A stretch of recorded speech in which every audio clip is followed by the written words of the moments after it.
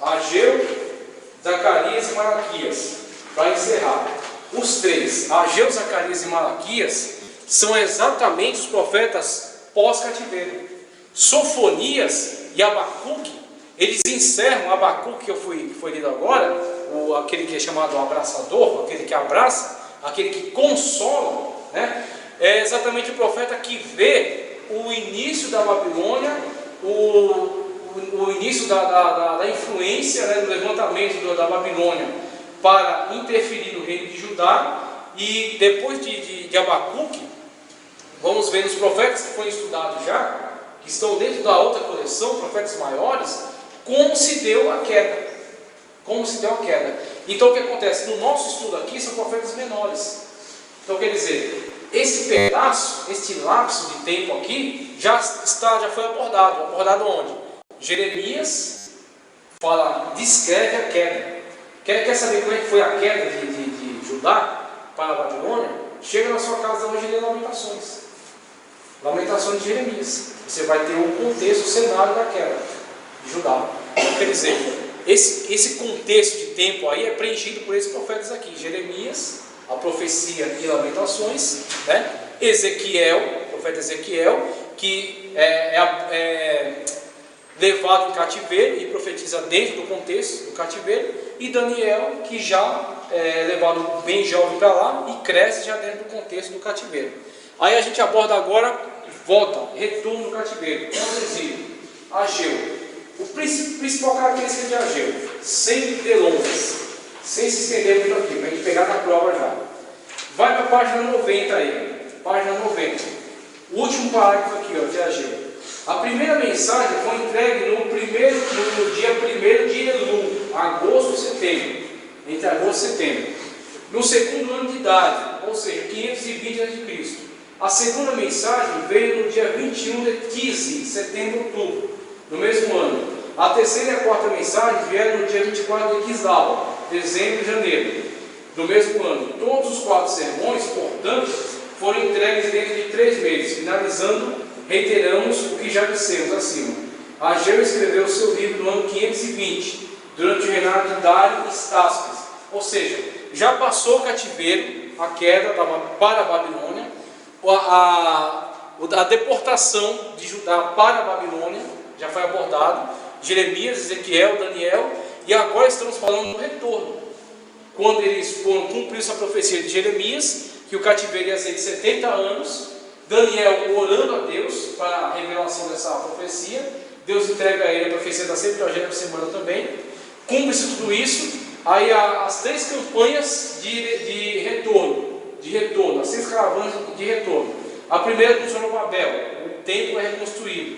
A segunda com Esdras, o cânon do Antigo Testamento começa a ser organizado, né? E a religião restabelecida. E a terceira campanha com Neemias. Aí os muros são reconstruídos em torno de Jerusalém. A cidade é reconstruída e é reorganizada. E aí surge o contexto de Ageu, Zacarias e Malaquias. Ageu e Zacarias são citados textualmente em Esdras. A profecia deles está muito comprometida com a chamada da responsabilidade do povo. Pouco tempo depois que o povo voltou para a terra, eles começaram a afrouxar a dedicação na reconstrução do templo e das muralhas. Eles começaram cada um a pensar na sua própria casa. Aí Ageu fala para eles assim: não é hora de vocês terem casas estucadas, casas muito bem acabadas, casas luxuosas. É hora de vocês reconstruírem a minha casa. Então o principal foco de Ageu é esse. Qual é o principal foco de Zacarias? Zacarias também lança um alerta acerca dessa responsabilidade que eles têm da reconstrução do templo, mas ele traz também muita revelação acerca do Messias. Zacarias, pula para cá, a página 91. Página 91. Autoria e data. Excluindo as objeções dos liberais, o consenso geral entre os judeus e os cristãos conservadores é que Zacarias é o autor de todo o livro que leva o seu nome como título. Sabe-se com certeza que ele era um contemporâneo de Ageu e começou o seu ministério profético em 520. Os dois são citados no livro de Esdras como cooperadores desta obra de reconstrução, principalmente instigando o povo à sua responsabilidade. A data mais antiga indicada no livro é em 7:1, é 518 a.C., o quarto ano de Dário e Estáspes. A maioria dos capítulos proféticos aparecem datados, exceto os 6 últimos, e assim podemos estimar a data da redação do livro entre 520, 520 e 480 a.C., observando certa diferença de estilo e tendo a crítica da forma entende que os capítulos 9 a 14 não foram escritos pelo autor, dos capítulos 1 a 8. Contudo, os capítulos 9 a 14 parecem ter sido escritos mais tarde, e a isso se deve naturalmente a mudança de estilo. A diferença de tema nasce do fato de que na última parte do livro, o profeta foi comissionado a revelar acontecimentos apocalípticos relacionados com a vinda do Messias e o seu reino terrestre.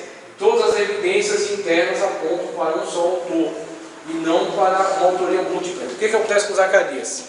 Juntamente com Ageu, parte da profecia de Zacarias está muito comprometida na instigação do povo à sua responsabilidade na reconstrução do templo. Mas a parte final de Zacarias, há um comissionamento do profeta a trazer revelações apocalípticas e revelações muito relacionadas ao Messias. Profecias que estão muito vinculadas às profecias de Isaías, o profeta messiânico do Antigo Testamento. Então, por exemplo, a profecia de que Jesus viria a Jerusalém montado num jumento. Você encontra no livro de Zacarias. Zacarias descreve a cena. Então é óbvio que vai haver uma diferença de estilo, de abordagem no texto de Zacarias, na parte apocalíptica, na parte voltada para o Messias e na parte voltada para a campanha de instigação do povo à reconstrução do templo. Isso é tranquilo, isso é óbvio. Isso não é tranquilo na cabeça de um cético que está buscando defeito na Bíblia, né? Mas há uma mudança de estilo que é uma mudança de tempo. E vamos, Malaquias, para fechar a introdução ao Antigo Testamento. Título, aqui ó. A palavra Malaquias do hebraico Malaquiá pode significar meu mensageiro, como também mensageiro do Senhor. Na Septuaginta essa palavra foi traduzida para Malaquias. A Septuaginta dá a ideia de que essa palavra não indica um nome próprio, e sim um substantivo comum, meu mensageiro.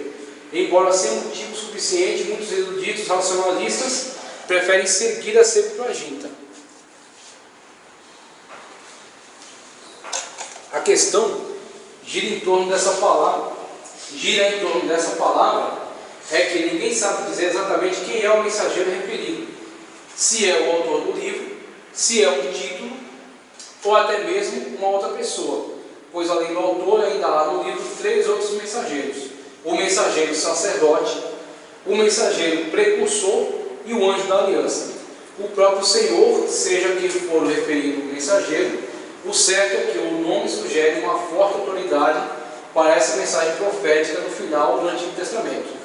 Dispensando as objeções de alguns críticos, ficamos com o consenso geral dos conservadores que afirmam que Malaquias é um nome próprio e não um substantivo comum, empregado ao autor do livro em apreço, pois assim era o costume de todos os profetas e escritores. Eles nunca escreveram obras anônimas, mas sempre em seus próprios nomes. Será então que o livro de Malaquias, que deveria fechar o Antigo Testamento com chave de ouro, seria uma exceção? Acho que não. Tanto ele quanto eu também acho que não. Então também teremos de concluir que Malaquias deve ser o nome do homem que escreveu o livro. Dados pessoais pula, autoria e data. Embora o Talmud e os Targums atribuem a autoria do livro de Malaquias a Esdras, o consenso geral é que o livro saiu da pena do próprio profeta Malaquias. Alguns têm negado sua autoria, alegando a falta de qualquer informação biográfica no livro ou em outros livros bíblicos. Diante dos fatos, esse argumento não prevalece, porque Malaquias não é o único profeta escritor nessa condição. De outros profetas como Daniel, Amós, Obadias, Miqueias, Naum, Abacuque e Ageu também há omissão de suas origens, ocupações em outros livros bíblicos. Quanto à data da composição composição do livro, julgamos pela evidência interna que suas profecias foram entregues num período pós-exílio, durante a segunda metade do quinto século, talvez seja de 1935. Não obstante as condições sociais e religiosas que transparecem no livro, indicam que ele profetizou algum tempo depois que fora reconstruído o segundo templo, na ausência de qualquer referência ao trabalho efetuado por Esdras e Neemias, entre os judeus que tinham voltado do exílio. Parece indicar uma data anterior às reformas religiosas efetuadas em 444. Então aqui, ó, o último parágrafo. De fato, é impossível datar precisamente a composição do livro, por falta de declarações cronológicas nele, mas levando-se em conta o fato de que Malaquias condenou abusos que eram correntes na época em que Neemias procurou corrigi-los, nos leva a deduzir que o livro de Malaquias deve ter sido escrito durante o tempo da visita de Neemias a Suzã. Então, não existem apontamentos cronológicos, que existem evidências. Quais as evidências? Os problemas internos de Israel que se desenvolveram e chegaram a uma culminância durante o tempo em que Neemias teve que se ausentar de Jerusalém e voltar a Suzã, na Pérsia, para falar diretamente com Dário Tácito, por causa de alguns problemas legais que haviam ali na obra. Resolvido, Neemias retornou. Quando Neemias retorna, encontra uma bagunça lá. Inclusive um parente de Tobias que estava vivendo num quarto próximo do templo. E Neemias fala no seu livro que ele pega essa pessoa e os móveis dele e joga na rua. E no final do livro de Neemias ele fala que algumas pessoas ele pegou pelos cabelos. Então quer dizer, Neemias teve um trabalho enfadonho, um trabalho difícil para pôr as coisas em ordem. E Malaquias evidencia no seu escrito essa ordem de coisas, de situações. Então, coisas que são úteis na hora de você marcar cronologicamente. A ausência de referências acerca da construção. Então, a construção já devia estar pronta. Outras coisas presentes. A situação caótica na organização social. Então, denota que a época era essa. O retorno de Neemias, quando encontra aquela situação caótica instaurada em Jerusalém, em Israel. E a gente pode datar Malaquias dessa época. Malaquias fecha o cano do Antigo Testamento. Ele escreve essa profecia, Esdras recebe essa profecia e insere no cano, fechando assim aquilo que era considerado revelação divina, aquilo que era considerado escritos divinos. Tudo aquilo que é escrito depois de Malaquias, 433 a.C., tudo aquilo que é escrito depois entra nos deuterocanônicos, ou seja, livros não inspirados. Alguns desses livros foram até utilizados durante muito tempo para ensino na sinagoga, para ensino do povo, mas não eram considerados livros referenciais doutrinários, tá ok? Então aqui encerra a introdução ao Antigo Testamento. A gente vai fazer agora uma pergunta do Antigo Testamento. Pode fazer.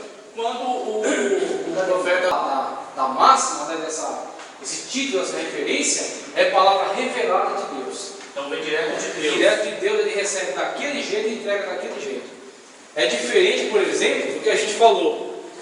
Algumas pessoas que escreveram textos, por exemplo, acerca de Josué, ou o livro dos reis, ou o livro das crônicas. Aquilo não é que aquela história desceu daquele jeito na cabeça dele, não é. Aquilo foi tradição recebida. Ele recebeu escritos de pessoas que viveram contemporâneas e que eram fiéis aos fatos. Tanto eram fiéis que a arqueologia prova que elas estão corretas. Mas não é que Deus falou, narrou para ele. Agora, aquilo que o profeta coloca depois de assim diz o Senhor, aquilo é narrado. Aquilo desceu na mente dele conforme está ali. Pessoal, prova do Antigo Testamento, encerramento aqui da matéria.